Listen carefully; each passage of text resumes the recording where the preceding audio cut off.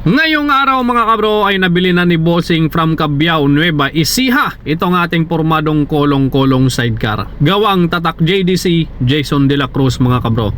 Ayan o, in good condition. So yung iba binabarat pa tayo dito sa ating kolong-kolong sidecar. Tapos nung nakita ni Bossing na nakabili, wow! So in good condition talaga, walang reject or walang basag ang mga welding ng mga stainless natin. Ayan si Madam, siya po yung ating naging model sa ating kolong-kolong sidecar. Nice. Alright, sakay na natin sa pick-up nila Bossing para makauwi na sila.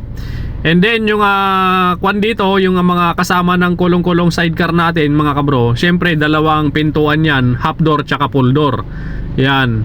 So tapos ang kasama din ng ating kolong-kolong sidecar, syempre kasama yung apakan dun sa bandang driver side, yung apakan ng passenger. Ayan, ito yung half door, yung full door kinabit ko na mga kabro. Tapos yung driver seat or passenger seat na apakan mga kabro. Alright, maraming salamat sa pagbili po ng ating pormadong kolong-kolong mga kabro. Bossing from Cabiao, Nueva Ecija. Alright, so ngayon uuwi na sila Bossing. Ayan, maraming salamat. Safety na yung kolong-kolong sidecar nila Bossing. At ang sabi niya, dapat brand yung motor din yung ikakabit nila dito. Alright, maraming salamat Bossing. At mag-ingat po kayo sa biyahe. Yan.